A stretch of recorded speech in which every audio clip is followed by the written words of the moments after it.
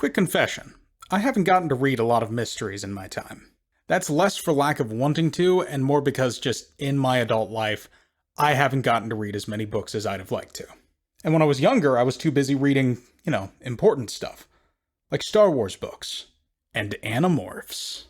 But something I've always known about myself is I like whodunits. My mother and grandmother always had a long abiding love for mysteries and mystery television shows. So I remember as a kid, whenever I was in the living room and my parents got to choose what to watch, usually my mom would have on like an episode of Monk or maybe an old episode of like Matlock or something. I liked them. Even the ones that weren't very good. I didn't get to read a whole lot of mystery books though. Sure there were some, but mostly what I had was just, hand-me-downs. Stuff like my cousin once sent a shoebox full of Hardy Boys books, and I remember reading a couple of those and liking a few of those. Despite that, I never really got into mysteries, especially murder mysteries, despite knowing how much I liked them. I was able to finally get over this hump a little bit with my brief dive into Sherlock Holmes, although that didn't quite scratch that itch for whodunits that I was going for. So that's why I knew that my next topic was going to be Agatha Christie, and more specifically her famous sleuth, Hercule Poirot. Poirot. He's Belgian. Welcome back to the bookcase. Today you'll be getting my thoughts on 3 Hercule Poirot adventures: The Mysterious Affair at Styles, The ABC Murders, and Murder on the Orient Express. Let's just dive into the first book, The Mysterious Affair at Styles. I'll start by saying I enjoyed this book. My experience with Poirot is limited, but everything I've seen of Poirot I really liked. And this is actually my first time reading Agatha Christie's, written works and not just seeing an adaptation. This book is very much a classic whodunit, and you've got all the staples there. You've got a big cast with an ambiguous web of relationships all connecting each other, giving everybody involved just a plausible motive for murder. Then there's a complicated thread of evidence that you, the reader, can follow along with to try to come to your own predictions as to just whodunit. Take those, add a couple of red herrings into the mix to complicate things, and you've got a pretty spicy recipe. I hate that. I'm gonna leave it in there though. I didn't script that, but it's spicy now. Between all that, we've got our point of view character, Arthur Hastings, who is just smart enough to make connections and devise his own thoughts as to what happened, and just dumb enough to be wrong about everything. I love Arthur Hastings. And then, of course, we have our sleuth, in this being his debut appearance. Hercule Poirot is one of my favorite sleuths I've ever watched or read because he's so unlike a lot of the other characters that you would conventionally expect to be solving murders in a story like this. Most sleuths are written to be, kind of cool. We want to see ourselves in them. We want to kind of fantasize about being in that position ourselves.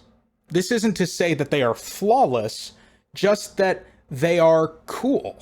Poirot, in his first appearance, is compared to an egg. He's a short, pudgy Belgian man with a curly mustache and a thick accent.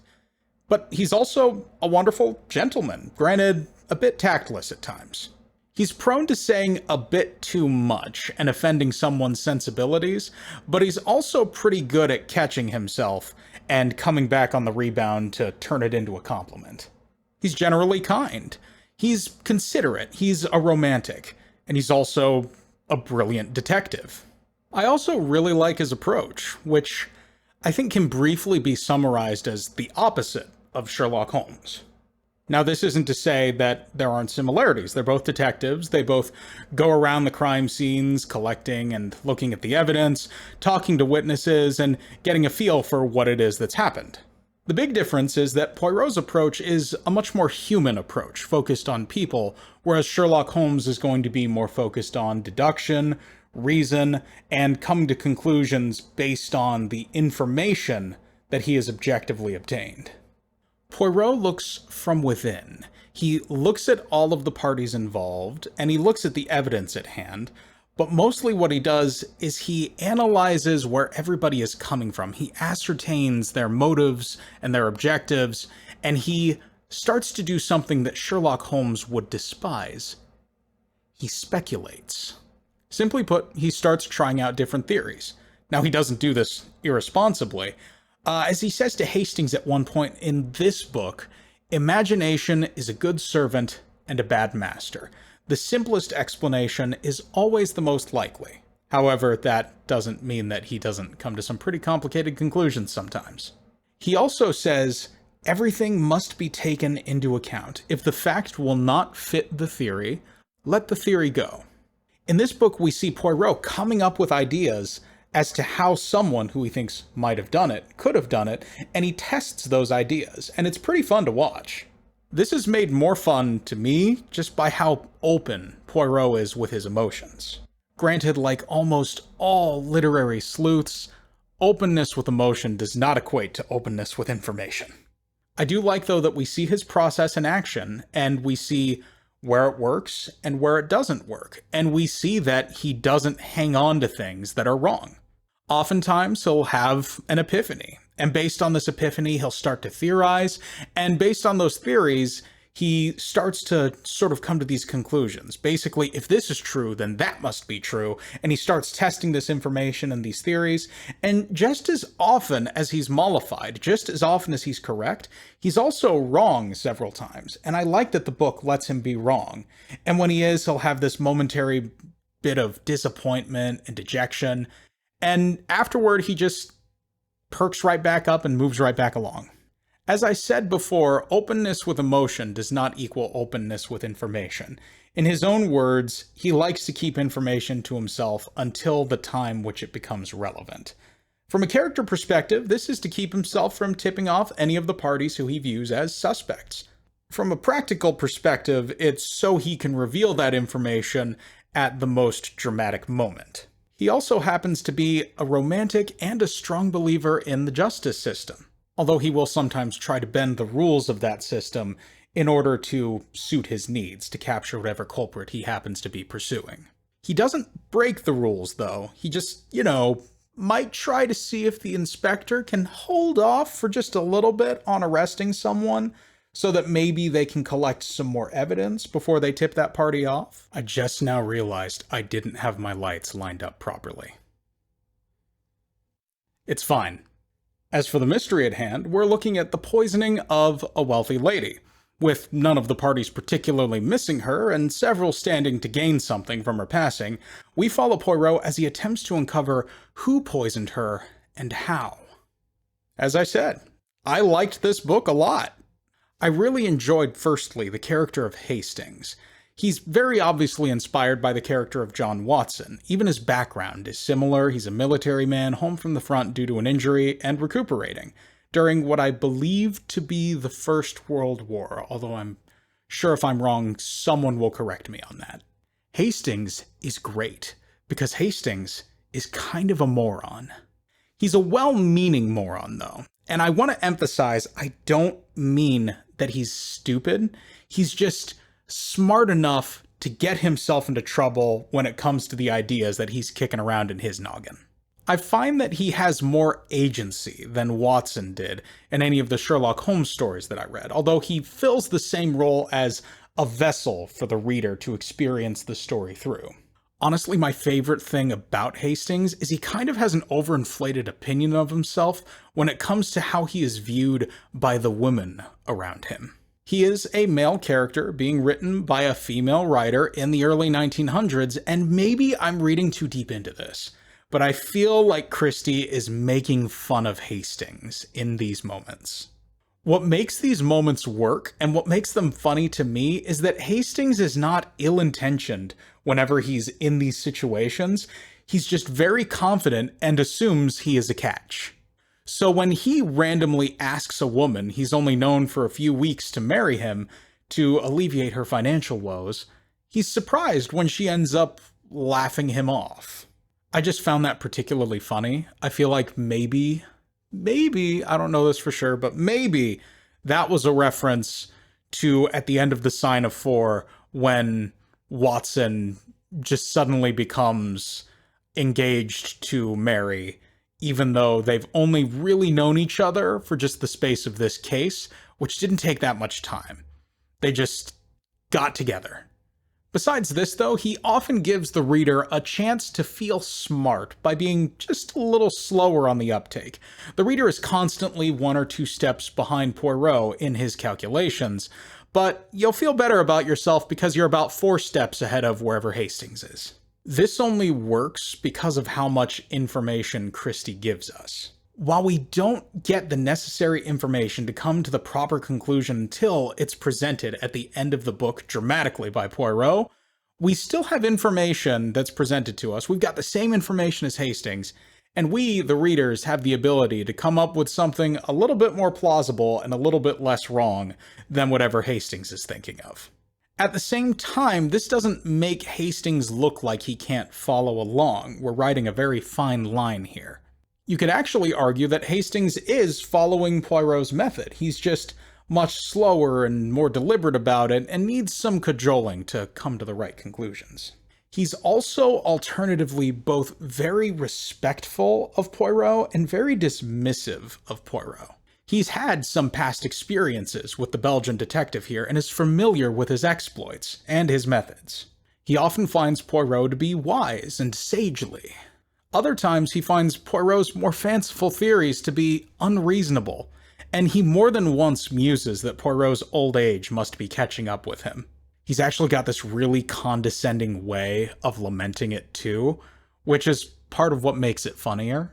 He's also frequently offended by Poirot, either from Poirot being overly honest or for Poirot just not sharing much information with him. The relationship between those two characters I just found very amusing. I also need to say I really enjoyed Poirot himself. Most of what I can say here I already said earlier while just explaining the character and what he is for the story, but he really is one of my favorite fictional detectives. He's just so affable. It's hard not to like him. I think what I like the most about Poirot is just I like characters who are prone to being underestimated. Poirot is much more than he appears to be, but because his appearance doesn't suggest that lightning-fast intellect that most detectives are known for, he's the kind of character who tends to catch most people off guard. He's your best friend until he figures out that you're the murderer and now you're behind bars. I dare say this is something that perhaps I share with Agatha Christie. I think she liked having characters who had this quality, characters who appear unassuming or unthreatening, but who are in fact the ones with the intellect and the wit to unravel a tangled web of deception. I guess it should also be noted, Poirot displays qualities of obsessive-compulsive disorder. They're pretty obvious signs. I think the funniest one, though, is he has a tendency to straighten people's ties if they did not do it properly themselves. This OCD is, in a way, one of his intellectual superpowers. He sees how the world should be, and when the world isn't that, it bugs him immensely. He is constantly of the need to correct the imperfections that he sees around him, because those imperfections stick out so much. This quality actually comes back around at the end of this story for him to demonstrate just how it was he found the final thread that ties everything together in this one. Besides that, he's very human in spite of his immense intellectual prowess. He gets stuck, he makes mistakes, he gets frustrated. It makes him very relatable as a character, and I like him. Even though he's smart, he's not perfect at the things that he does. Sometimes one of his greatest qualities is just persistence. Besides these two characters, I also like the rest of the expanded cast in this unique mystery. A good whodunit needs a cast sufficiently sized so that all of its members can shoulder suspicion and no one of the characters sticks out obviously as the one whodunit. The Mysterious Affair at Styles has such a cast, along with a couple of red herrings, some of which are obvious, and others which are not as obvious. And that is something I won't spoil here. While there were times that I was confused by the larger cast, in particular, at some points it was a little hard to keep names straight, I do feel the complexity of this cast and the web of relations that they had really did a lot for this book. Between the victim's relatives, the staff of the house, the visitors at the house, there's always somewhere else for the finger to get pointed. I also really like the way the mystery develops here. The mysterious affair at Styles begins with Hastings being invited by his friend John Cavendish to come down to his family home at Styles and just spend a relaxing time as he recovers.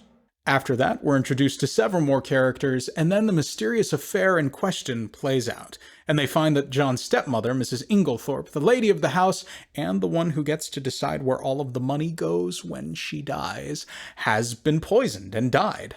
Hastings, knowing his old friend Poirot is in the area, invites him over to try to help sort out this mess, and like that, we're off. The mystery gets going quickly, and the investigation just keeps things rolling. Agatha Christie is constantly feeding us new clues and new pieces of information, some of which are important and others which are just incidental. I like this because not only are we, the reader, able to try to figure out which details matter, but we're also watching Poirot and Hastings come to their own conclusions at the same time. As I said before, this is not a mystery where you can figure it out before the book reveals all. In this case, there are some key bits of information which are withheld until a final exposé by Poirot, which is of course not unusual. The part where the detective sits everyone down and explains who did it and how, that's a staple of the genre. I just found that the fun of this book in particular was not in solving the mystery myself, but in being engaged by the mystery and taking the clues and coming to my own flawed theories as to what I thought happened and what was going to happen next. As for the things I didn't like, if I'm being perfectly honest, I feel like the mystery in this one is a little convoluted at times. If I really sat down and thought about it, I'm sure I could construct a detailed graph showing exactly what happened, in what order, and how every piece of evidence fits together. But there's a lot going on here that makes this story a little confusing at times. The big thing here is just comprehending the order in which everything happens. Again, maybe I'm just stupid, but even though it all came together in the end, right after reading it, it felt like I had to take Poirot's word for it, just a little bit. Besides this, I suppose I feel that the final pieces of evidence presented, which tie everything together, could have been not shown sooner, but maybe set up a little bit better. It's just got a little bit of a Deus Ex Machina feel to it, is all. Besides that, though, I didn't really have any major problems with this book. On to the next one. The ABC Murders. This is another one I enjoyed considerably. Actually, it's the one I enjoyed the most out of the 3 books that I read. I picked this one for the very important and highly reasoned reason of when I bought the audiobook for The Mysterious Affair at Styles, it came with that audiobook. So the reason was frugality. I bought it because I'm cheap. I went into this one completely blind, so I was really surprised when it turned out that this book is more like an episode of Criminal Minds. This book was written several decades after the first book, and there were many Poirot adventures between then and now, so we're actually starting this book with a reunion between Hastings and Poirot, who have been apart for a time. Hastings is the narrator again, and it's worth noting Hastings is not actually the narrator in most Poirot stories. He actually doesn't even appear in most of them. His constant association with Poirot actually has more to do with him constantly being with Poirot in the television series that was adapted from the character. This makes sense for a narrative purpose. Again, he's a useful character. Watson types in detective stories have a lot of utility. In this novel, Poirot receives a letter promising a crime will be committed in the nearby town of Andover. Sure enough, a crime is committed. Murder. Then another letter promises that a similar crime will be committed in Bexhill, and again as promised, another murder. And then the events repeat once more, this time in Churston, with each murder a copy of the alphabetical UK rail guide, and ABC is left on the victim's body. It's a hunt for a serial killer! This is itself atypical to my understanding.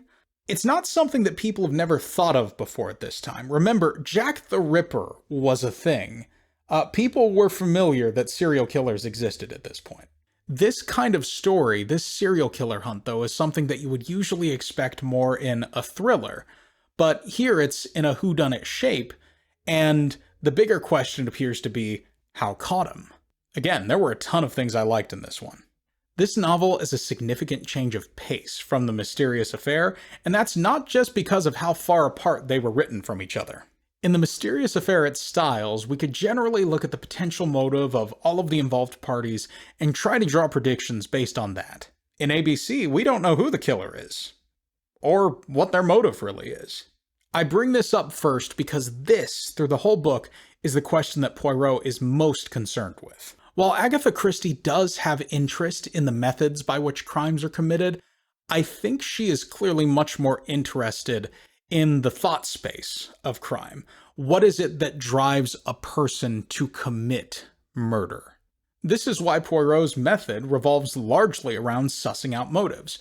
The first question he's almost always asking is, who stands to benefit from the crime? As a result, this is a very interesting crime to see him approach. As usual, he doesn't overlook physical evidence, but it's not the primary concern for him. There's a couple of points in the book where I won't say he's taking pot shots at Sherlock Holmes, but it definitely feels like he's lampooning the comparisons that people are going to be making between him and another famous literary detective. There's a particularly fun one where they're on the train back home and Hastings is asking him what he thinks about their investigation so far. Poirot responds by saying, "The crime was committed by a man of medium height with red hair and a cast in the left eye. He limps slightly on the right foot and has a mole just below the shoulder blade."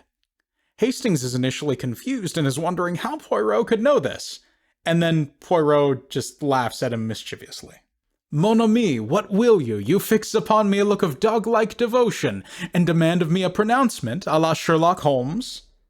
Then when Hastings is lamenting having not found any clues, "Yes, the clue, it is always the clue that attracts you. Alas, that he did not smoke the cigarette and leave the ash and then step in it with a shoe that has nails of a curious pattern. No, he is not so obliging." This feels like some good-natured ribbing to me, less at the expense of Sherlock Holmes, and more at the notion of calling the methods of these two detectives similar. The story also does an excellent job integrating Poirot's approach into the resolution of this case.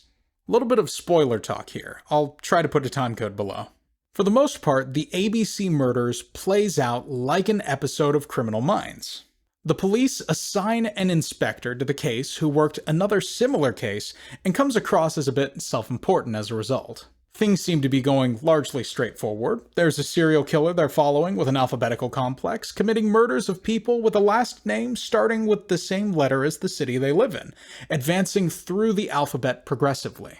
He's also announcing these murders as he commits them, sending letters to Poirot specifically taunting the detective. Eventually, it appears that he gets sloppy during one of his crimes and he leaves behind a slew of evidence. This puts the police on the trail of Mr. Alexander Bonaparte Cust, Mr. ABC. Cust is a discharged soldier who suffers from epileptic fits, and as a result sticks out a great deal. Cust actually turns himself in just as the police are beginning to search for him. Seems pretty open and shut. Murders committed by a crazy guy. Here's a crazy guy. The only issue here is that Poirot still can't comprehend a motive. Everyone else seems satisfied with, he's crazy, he doesn't need a motive. But Poirot says, no, you have to understand, even if he is insane and he's committing murders for an insane reason, that's still a reason. Effectively, even insane people have reasons that make sense to themselves for why it is they do what they do. It also doesn't help that while Cust seems sadly convinced that he must have committed these murders during one of his blackouts, he does desperately cling to an alibi that he had during the bee murder. All of this leads Poirot to conclude something that nobody else is willing to consider, that Cust was a victim in this case and was in fact set up. Poirot then changes the question of his investigation from why would someone want to commit these murders to why would someone want the world to believe that these murders were being committed by a high-profile serial killer. This in turn leads him to the truth of the matter. I love the way that all of this plays out because it doesn't sacrifice any of what makes the pursuit of the ABC killer so interesting, but it also adds a compelling twist, which itself stands to be unraveled by Poirot's unique perspective on approaching crime. From here, evidence begins to come forth that points to the true culprit. But the unique thing about this is that the evidence itself is the kind of thing that would be obvious if one were looking for it. It's only Poirot's unique deduction which puts them on the right track. Up to this point, such a conclusion just wasn't in the mix. I'll go ahead and conclude my spoiler talk there and get back to more generalized stuff. I also like Hastings a lot in this book. In particular, I like his rapport with Poirot. This book was written decades after the mysterious affair at Styles, so there is a lot of background for these characters that a reader can be familiar with at this point. And I can't help but feel like I would have enjoyed this even more if I had read some of those other short stories and novels that had Hastings in them. Honestly, what I really like between Hastings and Poirot in this book is there's just so much good-natured teasing that happens between them, and I love that it's not one way. Poirot will tease Hastings about something, and Hastings will tease Poirot about something, and they sound like old friends. It's very wholesome. Hastings also seems to have taken a few levels in intelligence since the mysterious affair at Styles. Back in Styles, I found myself enamored with the reasonable-seeming buffoonery of Arthur Hastings. He was just smart enough to come up with conclusions and confident enough to jump to the wrong ones. If anything, I found this really relatable. He's still jumping to the wrong conclusions in this book, but it's a wrong conclusion which seems much more plausible. Really, the only hints we have that this isn't what's happening is 1, Poirot not believing that that's what's happening, and 2, the narration of the book itself implying that there's something deeper, making Hastings' conclusions seem a bit less reasonable. I want to point out again, the narrative, like in-universe, is an account related by Hastings. So he is the writer here. He is the one making himself look silly. Another thing I love is the relationship between Poirot and the police in this book. Poirot is brought in an official capacity in this case. Not just because he's a detective, but because he is the one receiving the letters announcing the murders. This leads us to the new inspector in this case, Inspector Crome. I love Inspector Crome. I love how dismissive he is of Poirot. Crome thinks he is the highest authority on this case, as an inspector who worked a serial killer case before. As such, whenever Poirot voices an idea, he's not shy about showing how little he thinks of that idea, if not through words, then through his actions.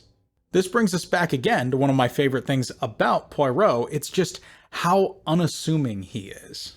Poirot just doesn't come across as the kind of guy you'd expect to catch a serial murderer. He's so often dismissed by people who aren't already familiar with his prowess. What makes Crome so amusing to me in this story, though, isn't just how dismissive he is, but how many people we meet in this story who are already familiar with Poirot and his keen intellect, and how reverent they are of Poirot, and how often they will turn to Poirot as the authority in the room instead of Crome, and this bugs Crome to no end. I wouldn't go as far as calling Crome an obstacle in this story, but he is very fun. I like him very much. As for what I didn't like, this might just be a taste thing, or maybe just me not having a ton of practice reading stories like this, but the cast of these books gets to be very large very quickly, and sometimes I have trouble keeping everybody straight.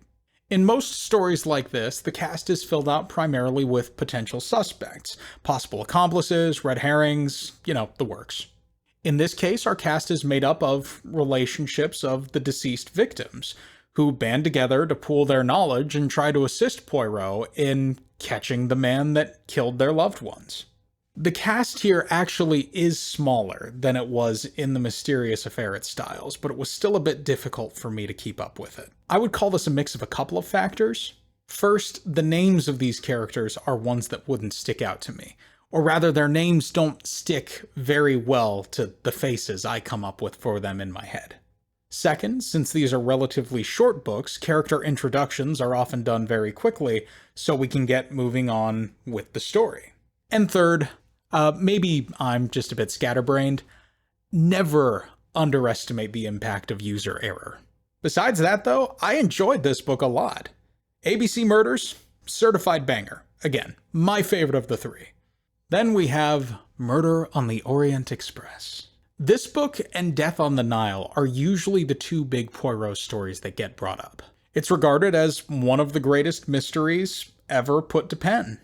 In essence, murder is committed on the train. Train is stuck in a snowstorm. It stands to reason the murderer is someone who's still stuck on the train with everybody else. This one may have not been a great choice for me to read specifically. I watched the Kenneth Branagh adaptation of this a few years ago, and I loved it. That movie is actually one of mine and my wife's favorites. I won't argue that it's a perfect adaptation, but it's an adaptation that I think understands what makes the source material fun, and is looking to do that, but in a way that fits the medium. I think my enjoyment of that adaptation colored my perceptions here, and it may have caused me to enjoy the book less than I would have if I had just read it wholesale without any preconceptions going in. In essence, I was constantly comparing the two, and that's not a space you should be in when reading a book. I know, self-control, sue me. Let's talk about what I like though. The setup is superb. It's not considered one of the greatest mysteries ever written for nothing. The book starts off strong. It introduces various characters as they're all interacting briefly on the train, and suddenly, unexpectedly, the reader never saw this coming, a murder is committed on the Orient Express. Poirot is then employed by the train's manager to get to the bottom of things quickly to ensure minimal interruption to the business. In essence, they want to be able to just stop the train afterwards, say, "Hello, officers, here's your murderer. Back to business." Probably the most intriguing thing about this mystery, and my favorite thing, is something Poirot comments on multiple times. It's that since they are, in essence, stranded, they're cut off from society, they don't have the normal support structures that they would usually have while investigating a murder. There's no police station to go to, there's no forensics team to consult. They've just got the skills of everyone on board and their wits. As Poirot says, it's a perfect murder for someone like him to investigate. What it all comes down to is Poirot sussing out the murderer from these suspects. There are some new aspects to Poirot's investigation in this regard that I like, and I know some people might not like them. I think Murder on the Orient Express is a good example of what differentiates Poirot and other literary crime solvers. Someone like Sherlock Holmes, and most sleuths for that matter, focus very greatly on the physical evidence, finding out what happened based on what's left over. Poirot in this book doesn't put a ton of stock in the physical evidence. Much of it he actually finds to be unreliable in this case. Instead, he looks at people. Poirot spends most of the book interviewing the passengers of the train and comparing their stories to each other. A great deal of this is very fun. We can pick up on many of the little things that Poirot does. The big thing that I know some people will have issues with is sometimes Poirot just guesses. This isn't to say he's taking shots in the dark, though. These are very educated guesses. Poirot's primary methodology involves exploring anything he considers to be within the realm of possibility. He then takes his theories and he tests them against the facts. Honestly, I like this about Poirot. It makes him feel relatable that many of his theories don't survive going to bat with the data, but he also lets theories go quickly when the data doesn't support him. Again, this is all stuff we talked about in Styles. Here, however, this takes the shape of him making logical leaps during his interviews. He actually tells his two helpers in this case, Mr. Book and Dr. Constantine, exactly what it is that he's going to do beforehand. He has these suspicions about who some of the people in this case are and their connections to the case at hand, and he begins testing these theories by confidently stating them as fact to the parties he's interviewing, and relying on the fact that these people are not hardened criminals, we suspect, and will therefore come clean when confronted on these lies. I really can see someone not liking this. He's basically making guesses and going out on a limb, and he's being rewarded for it. I'd argue that these are very educated and well-placed guesses and very calculated risks that he's making. There's this charismatic magic trick that he's relying on here. to get the person he's interviewing to admit that they've been caught in a lie.